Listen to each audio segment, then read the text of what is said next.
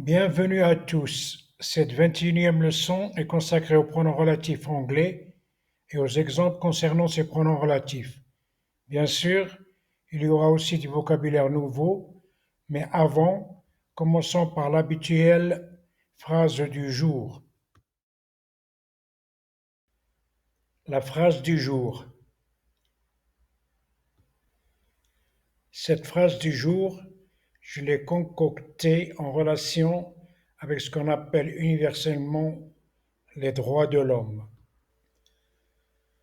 Whatever the cost, the foremost duty of a human being is to claim their rights, securing a measure of dignity. Qu'importe le coût, le devoir premier de tout être humain est de revendiquer ses droits, assurant un semblant de dignité. Les principaux pronoms relatifs. The main relative pronouns. Avant de passer aux détails, voici une liste des principaux pronoms relatifs anglais et leurs équivalents en français.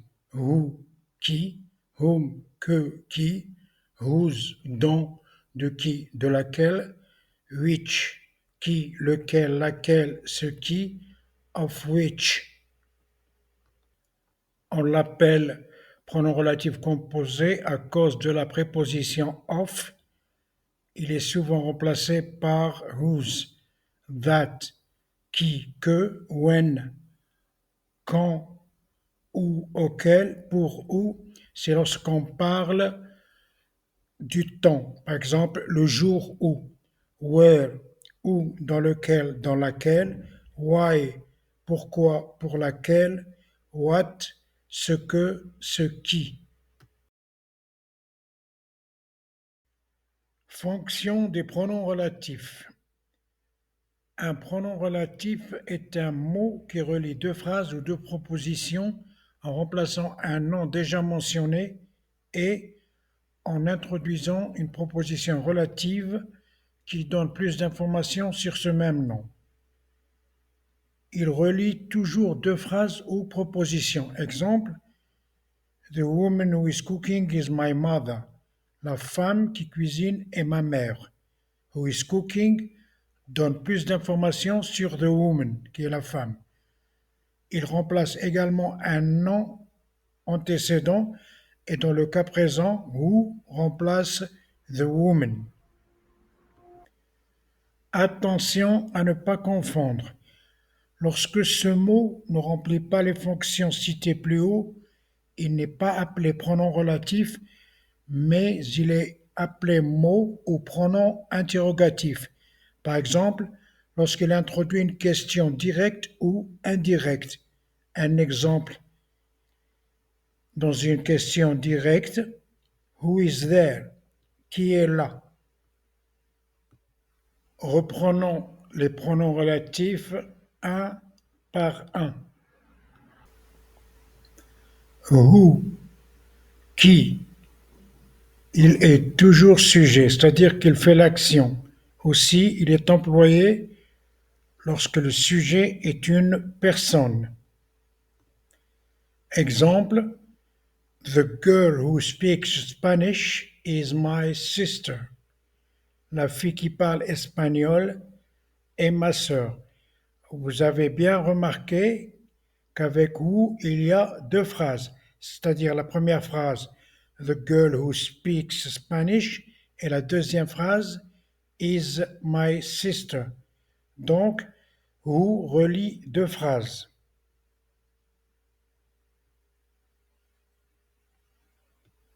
Whom, que, qui, comme complément pour les personnes. Exemple, The man whom we met is my uncle. L'homme que nous avons rencontré est mon oncle.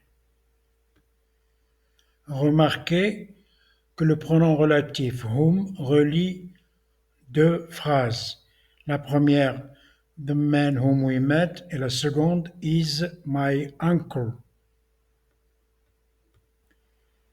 Met est le prétérit du verbe irrégulier to meet qui veut dire rencontrer. Whose, dont, de qui, de laquelle, s'emploie pour la possession, pour les personnes, les animaux et les choses. Exemple, the girl whose hair is black is very intelligent. La fille dont les cheveux sont noirs est très intelligente. Voici un autre exemple avec whose. Cette fois, il ne s'agit pas d'une personne, mais d'une maison. The house whose walls are white is old. La maison dont les murs sont blancs est vieille. Il peut avoir comme équivalent, qui est peu utilisé, mais qui existe quand même, the house, the walls of which are white is old. La maison de laquelle les murs sont blancs est vieille. Le pronom relatif which, qui, lequel, laquelle, ce qui. Which est employé pour les animaux et les choses seulement. Un exemple, The book which I bought is written by Charles Dickens. Le livre que j'ai acheté est écrit par Charles Dickens. Bought, c'est le prétérit du verbe to buy, qui est un verbe irrégulier, qui veut dire acheter. Written, c'est le participe passé du verbe to write, qui est aussi un verbe irrégulier, qui est le verbe écrire. Quant à Charles Dickens, il est connu comme un grand écrivain anglais de l'ère victorienne du XIXe siècle. Ses livres sont presque tous des best-sellers, comme Oliver Twist, David Copperfield, Cantique de Noël, The Pickwick Papers et tant d'autres. That, qui, que. Pronom relatif employé pour les personnes, les animaux et les choses.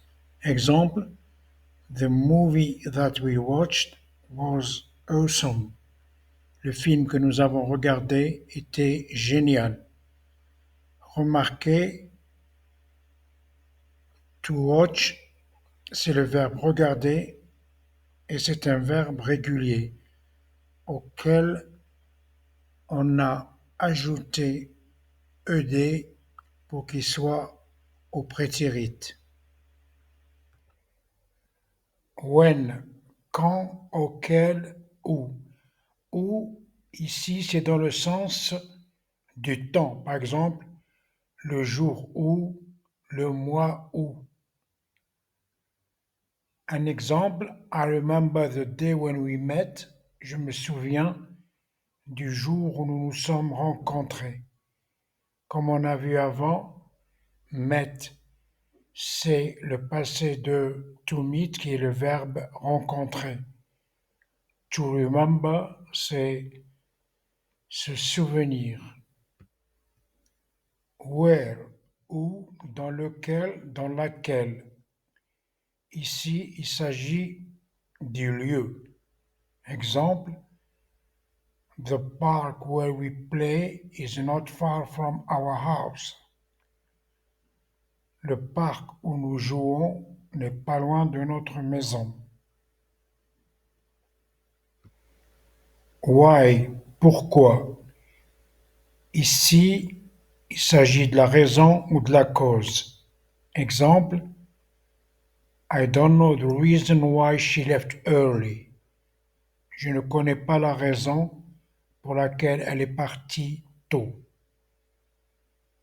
Left, c'est le passé de to leave, qui est un verbe irrégulier qui veut dire partir ou quitter. What, quoi, ce que, ce qui. Exemple, I don't understand what he says. Je ne comprends pas ce qu'il dit. Avant d'achever cette leçon, il faut aussi retenir que certains pronoms relatifs qui ne sont pas sujets, comme that, which, whom, peuvent être omis, c'est-à-dire supprimés dans les phrases. Par exemple, au lieu de dire the book that I bought is very expensive, nous nous contenterons de dire the book I bought is very expensive. Le livre que j'ai acheté est très cher. Un autre exemple, au lieu de dire the man whom we met is my uncle, on se contentera de dire the man we met is my uncle. L'homme que nous avons rencontré est mon oncle. Enfin, toujours concernant les pronoms relatifs anglais, il faut retenir que ces mots sont des pronoms relatifs lorsqu'ils relient deux phrases ou deux propositions. Autrement, ils ne sont que des noms ou pronoms interrogatifs. Voilà, nous arrivons au terme de cette leçon 21. Essayez d'apprendre ces pronoms relatifs, de regarder les exemples et d'en faire vous-même avec ce que vous savez. Aussi, n'oubliez pas de liker, d'activer la cloche de notification, faire des commentaires et surtout vous abonner pour ceux et celles qui ne l'ont pas encore fait. Je vous dis à très bientôt en vous remerciant.